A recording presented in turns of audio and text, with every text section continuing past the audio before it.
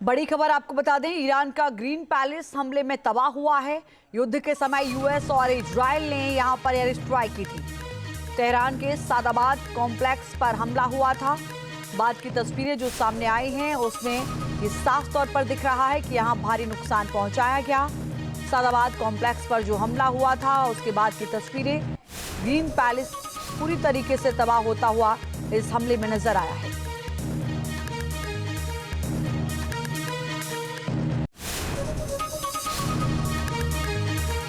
ये तस्वीरें इस वक्त आप देख रहे हैं किस तरीके से सब कुछ यहां पर तबाह हुआ पड़ा हुआ है, सब कुछ टूटा बिखरा पड़ा हुआ है।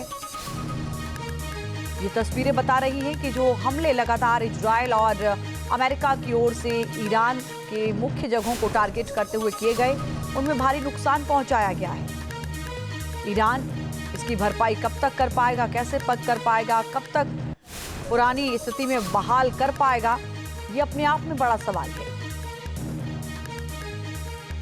इराक की राजधानी बगदाद में क्रैश हुआ है ड्रोन, ये बड़ी जानकारी। बगदाद एयरपोर्ट पर अमेरिकी अधिकारियों के पास ड्रोन क्रैश हुआ।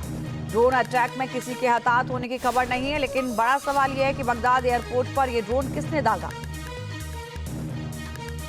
ड्रोन अटैक में किसी के हताहत होने की खबर नहीं है। इराक की राजधानी बगदाद में यह ड्रोन क्रैश हुआ है। क्या ये ईरान समर्थित किसी गुट की तरफ से दागा गया? ये जो है ड्रोन जो क्रैश हुआ है वो किसने यहां दागा, किसने छोड़ा, किसने ये हमला किया, ये अपने आप में एक सवाल है। क्योंकि सीज फायर के बाद से आईआरजीसी की तरफ से लगातार ये कहा गया कि हमारी तरफ से कोई भी हमले कहीं पर भी नहीं किए गए हैं, ना ही ड्रोन से और ना ही मिसाइल से।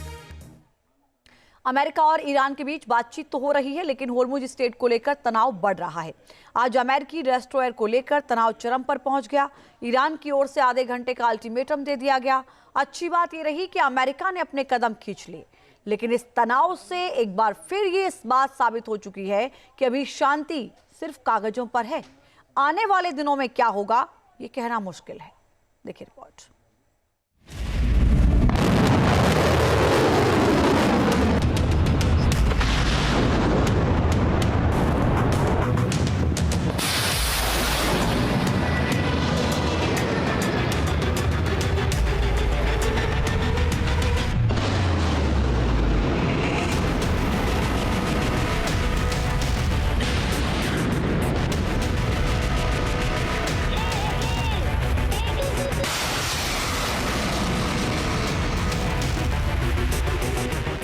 पश्चिम एशिया में आखिर क्या होने वाला है?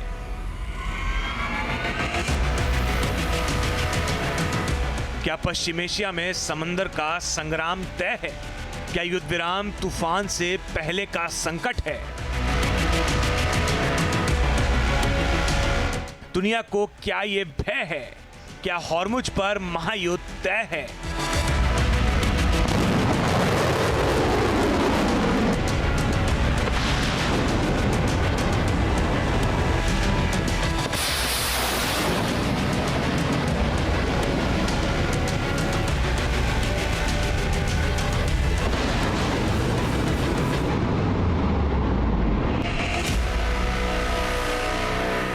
एक तरफ पाकिस्तान में बातचीत तो दूसरी तरफ हॉर्मुज में तनाव का तापमान अचानक बढ़ गया है।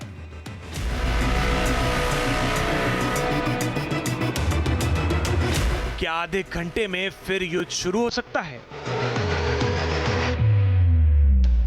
तनाव इस वक्त चरम पर पहुंच गया जब फुजैरा पोर्ट से स्ट्रेट ऑफ हॉर्मुज की ओर बढ़ रहे अमेरिकी विध्वंसक को ईरानी सेना ने सीधी चेतावनी दे डाली। ईरानी मीडिया का कहना है डिस्ट्रॉयर यूएसएस माइकल मर्फी ने हॉर्मुज स्ट्रेट में जाने की कोशिश की।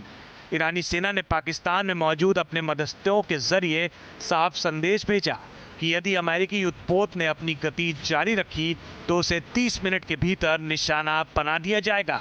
ईरान की इस सख्त रेड लाइन और हमले की सीधी धमकी का असर भी देखने को मिला है। अमेरिकी विध्वंसक ने अपनी गतिविधि को रोक दिया है।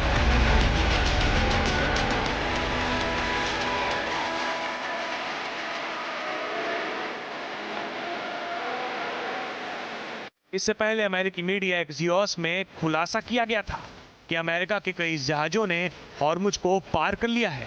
लेकिन ईरानी न्यूज एजेंसी फोर्स ने इसका तुरंत खंडन किया और अमेरिका के डिस्ट्रॉयर को मिली अल्टीमेटम का खुलासा किया। बड़ा सवाल यह है कि क्या हॉर्मुज पर माइंड गेम चल रहा है?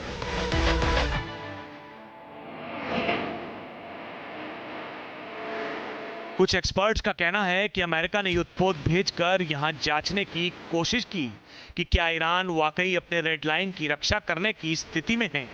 यह घटना साबित करती है कि मध्य पूर्व में शांति केवल कागजों पर है।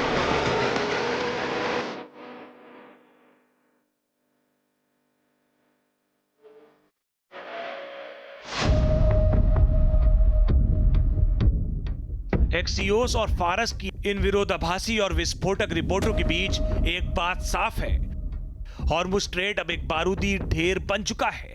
तनाव के बीच अमेरिकी उद्योगपति रे डालियो ने बड़ा बयान दिया है। सोशल मीडिया एक्स पर रे डालियो ने लिखा कि पश्चिम एशिया में आखिरी लड़ाई अभी बाकी है। सब इस बात पर निर्भर करता है कि हॉर्मुज पर किसका कंट्रोल होगा।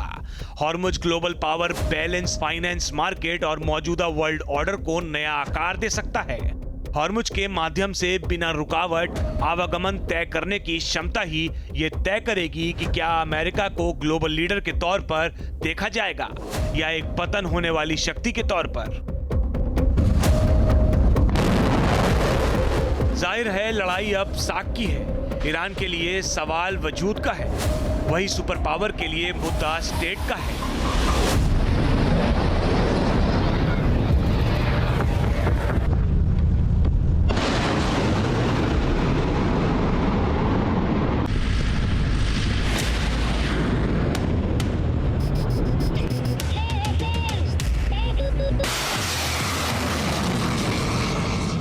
उनतालीस दिन की जंग में सुपर पावर की साख पर सवाल उठे हैं, उसके ठिकानों पर हमले हुए हैं।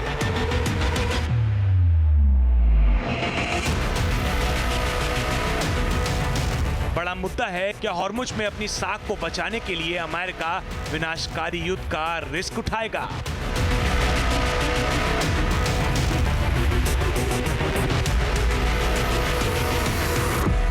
Team news nation. ईरान की ताकत उसकी थल सेना भी है। ईरान के पास ग्राउंड फोर्स का ऐसा तंत्र मौजूद है जो बेहद ताकतवर है। सुरक्षा बलों का 3 अलग-अलग डिपार्टमेंट ईरान की सुरक्षा कवच को बेहद मजबूत बनाता है। ईरान के सुरक्षा तंत्र में सबसे अहम भूमिका उसके स्पेशल फोर्सेस की है। देखिए रिपोर्ट।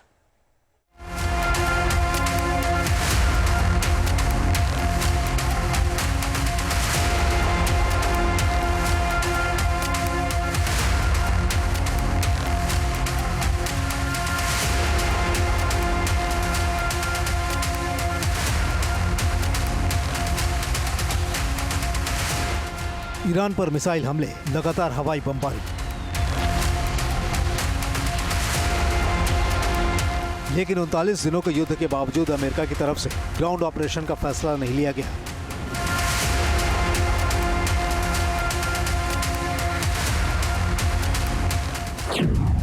आखिर ईरान में बूट्स ऑन ग्राउंड क्यों मुश्किल है? एक्सपर्ट्स का कहना है कि एक तो ईरान का भूगोल, ऊपर से उसके स्पेशल फोर्स, दोनों ईरान में ग्राउंड ऑपरेशन को बेहद मुश्किल बनाते हैं। बड़ा सवाल है कि ईरान की ग्राउंड फोर्स क्यों है खास? हाईली स्किल्ड यानी उच्च प्रशिक्षित, ऑर्गेनाइज्ड यानी संगठित, असिमेट्रिक वॉरफेयर में माहिर। यह खासियत है ईरान की स्पेशल ग्राउंड फोर्स की। एक ऐसी सेना जिससे सीधे टकराने में अमेरिकी सेना ने भी अब तक परहेज किया है। वैसे ईरान के पूरे सुरक्षा तंत्र को 3 हिस्सों में बांटा जाता है। रेगुलर मिलिट्री यानी आर्तेश, बाहरी अभियानों और गैर पारंपरिक युद्ध के लिए IRGC और इंटरनल सिक्योरिटी के लिए बासिज स्वयंसेवक। ये तीनों मिलकर ईरान के सुरक्षा तंत्र को बेहद मजबूत बनाते हैं। इन सबसे अलग ईरानी सेना और IRGC के कमांडो यूनिट भी जो बेहद खास है। IRGC की सैबेरिन यूनिट, ये IRGC के सबसे सक्षम जमीनी कमांडो यूनिट। सैबेरिन यूनिट में 3000 से 5000 सैनिक हैं। साल 2000 में गठित इस यूनिट के सदस्य पर्वतारोहण, ऊंचाई पर जीवित रहने और कठिन भूभाग में युद्ध कौशल के लिए जाने जाते हैं।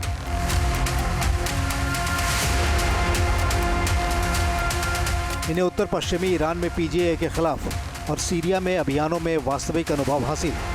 ये यूनिट रूसी और चीनी विशेष बलों के साथ संयुक्त प्रशिक्षण में भी अत्यधिक अनुभवी सेवेरन यूनिट के अलावा ईरानी सेना की 65वीं नौहेद ब्रिगेड भी खास है। नौहेद ब्रिगेड में 3000 से 4000 पैराट्रूपर शामिल हैं। पैराशूट से कूदने, बंधकों को बचाने, तोड़फोड़ करने और गुप्त रूप से घुसपैठ करने में माहिर है।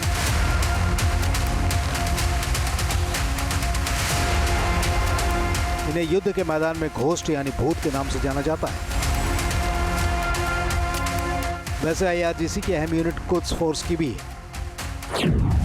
कुद्स यूनिट विदेशों में ऑपरेशन और एसिमेट्रिक वॉरफेयर में माहिर है।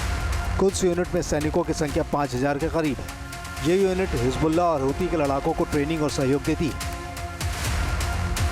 ईरान के विशेष सुरक्षा बल उसकी ताकत की बुनियाद है।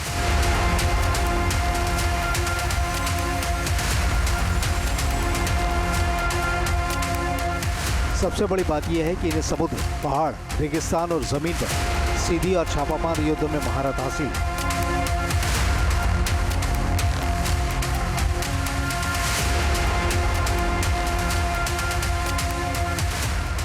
यही वजह है कि ईरान में ग्राउंड ऑपरेशन को बेहद मुश्किल माना जाता है। Team news nation.